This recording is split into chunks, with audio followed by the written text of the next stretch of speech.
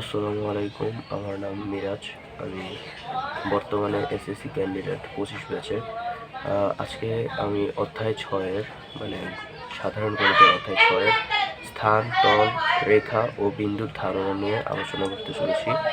So স্থান বিষয়টা যদি ফার্স্টে ডিফাইন করি, সেক্ষেত্রে আমাদের যে বিশ্ব বা আমাদের যে আর্থ, সেটা কিন্তু অনেক বড়, মানে আমাদের সাপেক্ষে অনেক বড়। তো যদি বড় হয়, সেখানে অনেক স্থান আছে। আমরা যদি ভাবি কক্সবাজার একটা স্থান, অথবা তোমার বাসা বা হোম একটা স্থান, যে কোনো কিছু একটা স্থান। স্থানকে আমরা ডিফাইন করে তলে আনতে পারি কীভাবে? স্থানের ভিতরে আমরা বিভিন্ন ধরনের জিনিস দিই। ধরো তোমার বাড়ির ভিতরে একটা ধরো বই, ধরো এটা একটা বই ধরলাম, ধরো এরকম আয়তাকার এরকম একটা বই ধরো, বা একটা কাঠের বাক্স।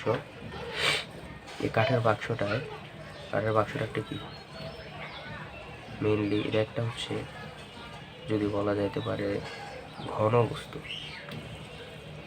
ঠিক আছে, কেন ঘন বস্তু? কারণ এর 3D ডাইমেনশন দেখা যাচ্ছে, বা 3 ডাইমেনশন বলতে বোঝায় হলো 3টা ডাইমেনশন। আমরা একটা জিনিসকে যখন 3টা ডাইমেনশন থেকে বিবেচনা করতে পারি, সেক্ষেত্রে সেটা হয় 3D। যেমন দৈর্ঘ্য, একটা হচ্ছে প্রস্থ, একটা হচ্ছে উচ্চতা। সো দৈর্ঘ্য, প্রস্থ এবং উচ্চতার দিক থেকে যদি আমরা ডিফাইন করতে পারি, সেটা হচ্ছে একটা ঘনবস্তু। সো আমরা এখান থেকে একটা তলের কনসেপ্টে আসতে পারি, যে এটা যেমন একটা ঘনবস্তু, সেমনি একটা গোলকাকার বল, এটা কিন্তু গোলক।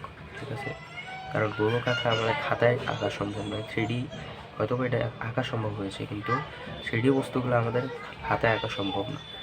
সো গোলক যদি ধরে নিই এটাকে, এটাও কিন্তু একটা 3D বস্তু, কিন্তু এটা কিন্তু সমতল না, এটা কিন্তু বক্রতল।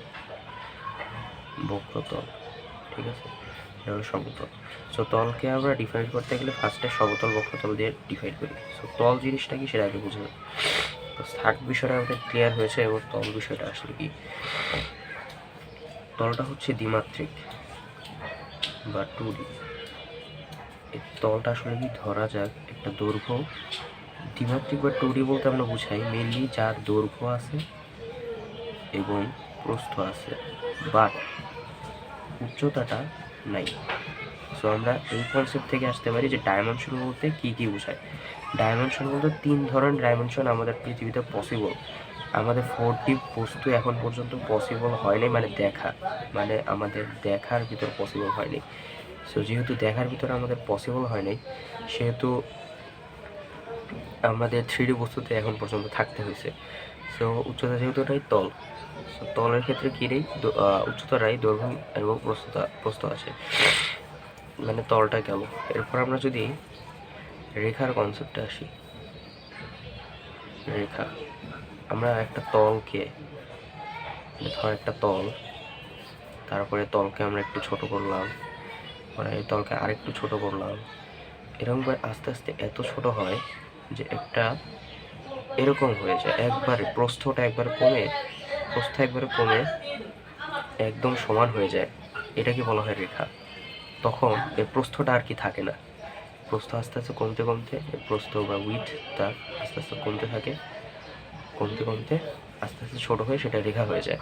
সো রেখার ক্ষেত্রে আমরা প্রস্থটা তখন পাই না, তখন শুধু একটা ডাইমেনশন পাই, সেটা হচ্ছে দৈর্ঘ্য।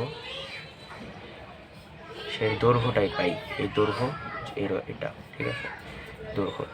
এরপর রেখার কনসেপ্টটা আমাদের শেষ। এবার আমরা বিন্দুর কনসেপ্টে আসি।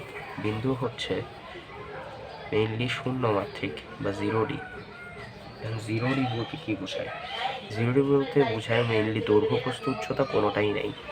আমরা একটা রেখাকে আস্তে আস্তে ছোটো করতে থাকি। যেমন এই রেখাটাকে আমরা যদি একটু ছোটো করি, আবার আরেকটু ছোটো করি, আবার আরেকটু ছোটো করি, আস্তে আস্তে একটা পয়েন্টে আমরা এসে পৌঁছাতে পারি। এত ছোটো করতে একটা পয়েন্টে এসে পৌঁছাই, যে জায়গায় আর ছোটো করা যাচ্ছে না। তো এই পয়েন্ট যেটা আছে, সেই পয়েন্টটাকে আমরা বলতে পারি বিন্দু বা ডট। এই ডটের ক্ষেত্রে আমরা দেখতে পাচ্ছি কোনো দৈর্ঘ্যও নাই, দৈর্ঘ্য আস্তে আস্তে আগে প্রস্থও কমাইছিলাম, সেক্ষেত্রে রেখা হয়েছে, পরে দৈর্ঘ্য কমালাম, পরে বিন্দু হয়েছে।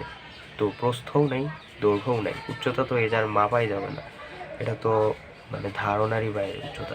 তলেই যেহেতু উচ্চতা নেই, তলের ক্ষেত্রেই সেহেতু বিন্দুর ক্ষেত্রে কীভাবে হয়, সেক্ষেত্রে এটাকে বলা হয় 0D বা 0 ডাইমেনশনাল, বা আমাদের এমসিকিউতেও আসে আমাদের এসএসসি পরীক্ষায় যে কোনটিকে শূন্যমাত্রিক সত্তা বলা হয় বা শূন্যমাত্রিক এন্টিটি হিসেবে গণ্য করা হয়, এর ইংলিশ ভার্সন সেটা হচ্ছে বিন্দু বা ডট। সো আজকের ক্লাস এই পর্যন্তই। আসসালামু আলাইকুম।